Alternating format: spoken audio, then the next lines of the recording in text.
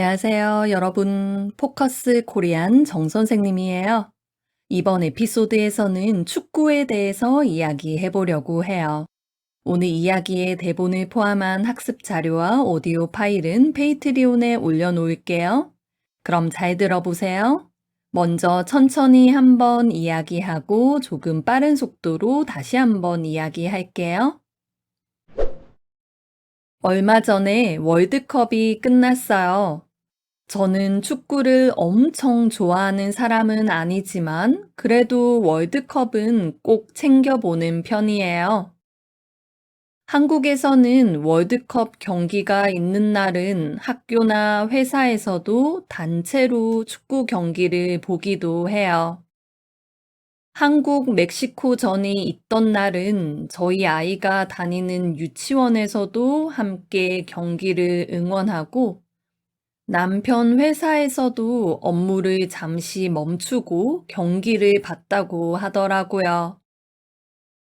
한국은 아쉽게 조별리그에서 탈락했지만 결과가 더 좋았다면 한동안 사람들은 만나기만 하면 축구 이야기를 했을 거예요.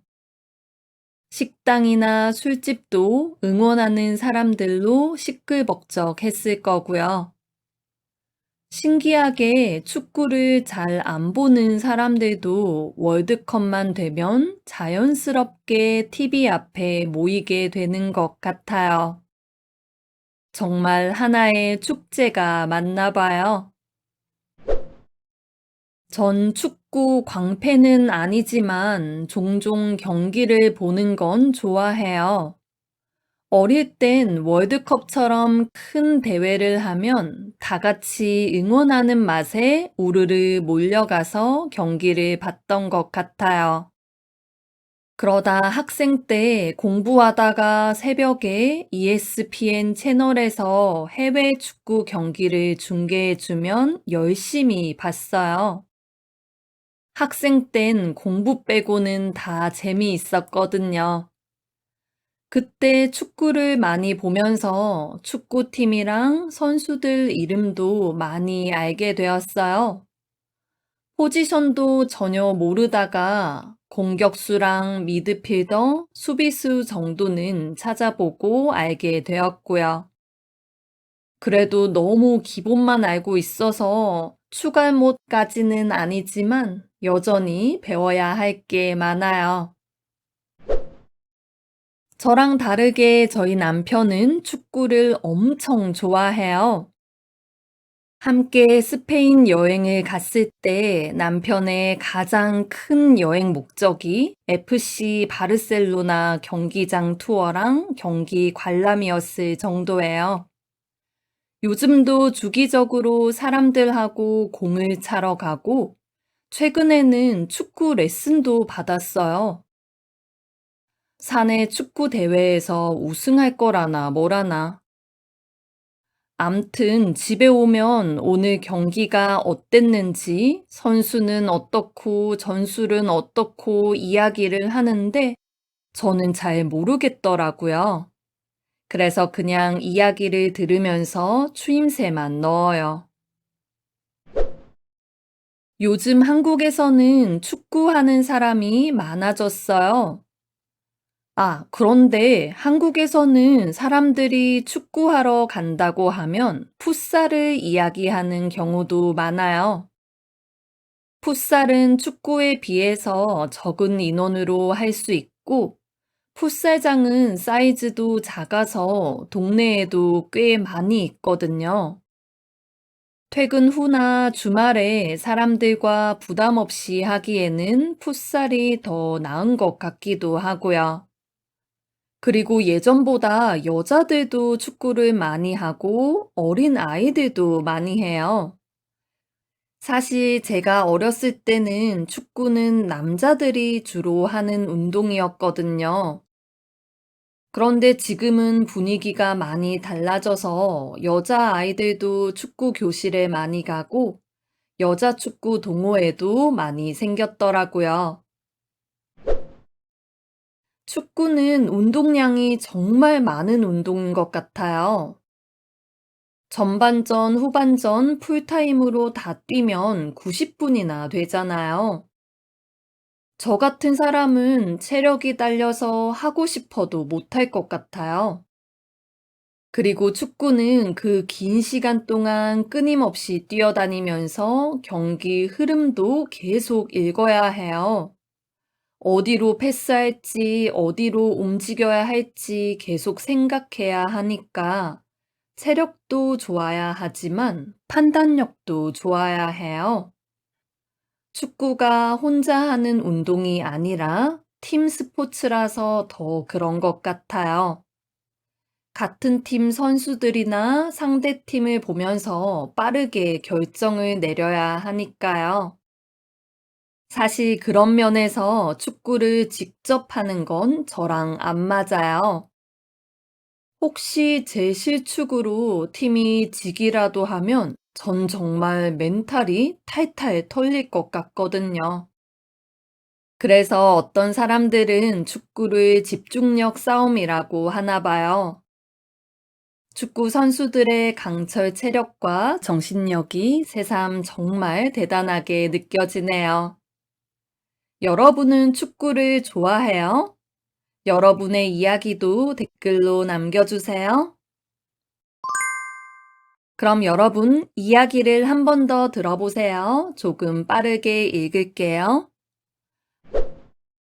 얼마 전에 월드컵이 끝났어요. 저는 축구를 엄청 좋아하는 사람은 아니지만, 그래도 월드컵은 꼭 챙겨보는 편이에요. 한국에서는 월드컵 경기가 있는 날은 학교나 회사에서도 단체로 축구 경기를 보기도 해요. 한국 멕시코전이 있던 날은 저희 아이가 다니는 유치원에서도 함께 경기를 응원하고 남편 회사에서도 업무를 잠시 멈추고 경기를 봤다고 하더라고요.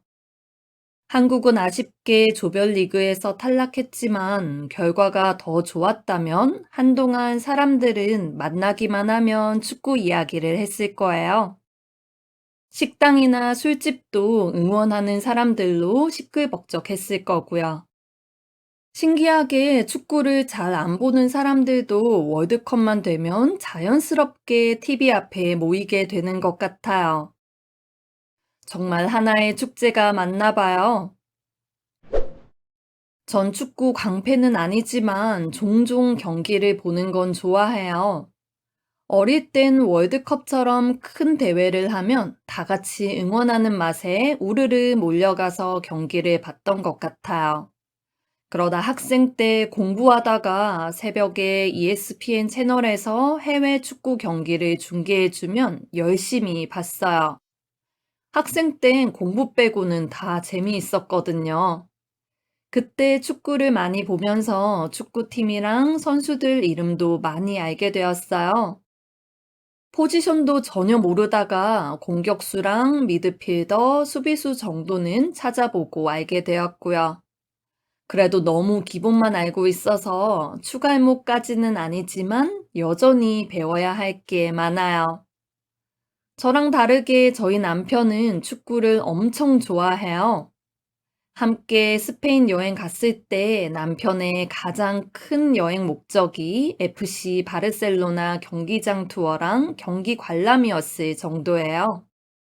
요즘도 주기적으로 사람들하고 공을 차러 가고 최근에는 축구 레슨도 받았어요. 사내 축구 대회에서 우승할 거라나 뭐라나. 암튼 집에 오면 오늘 경기가 어땠는지 선수는 어떻고 전술은 어떻고 이야기를 하는데 저는 잘 모르겠더라고요. 그래서 그냥 이야기를 들으면서 추임새만 넣어요. 요즘 한국에서는 축구하는 사람이 많아졌어요. 아, 그런데 한국에서는 사람들이 축구하러 간다고 하면 풋살을 이야기하는 경우도 많아요. 풋살은 축구에 비해서 적은 인원으로 할 수 있고, 풋살장은 사이즈도 작아서 동네에도 꽤 많이 있거든요. 퇴근 후나 주말에 사람들과 부담 없이 하기에는 풋살이 더 나은 것 같기도 하고요.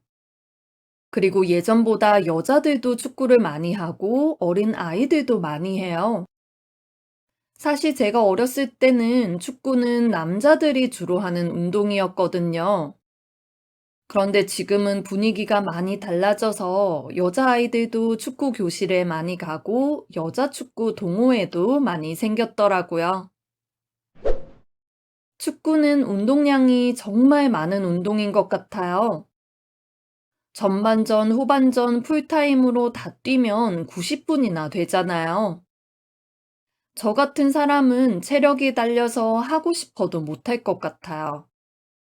그리고 축구는 그 긴 시간 동안 끊임없이 뛰어다니면서 경기 흐름도 계속 읽어야 해요.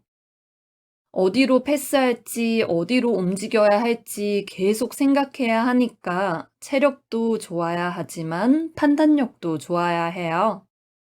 축구가 혼자 하는 운동이 아니라 팀 스포츠라서 더 그런 것 같아요. 같은 팀 선수들이나 상대 팀을 보면서 빠르게 결정을 내려야 하니까요. 사실 그런 면에서 축구를 직접 하는 건 저랑 안 맞아요. 혹시 제 실축으로 팀이 지기라도 하면 전 정말 멘탈이 탈탈 털릴 것 같거든요. 그래서 어떤 사람들은 축구를 집중력 싸움이라고 하나 봐요.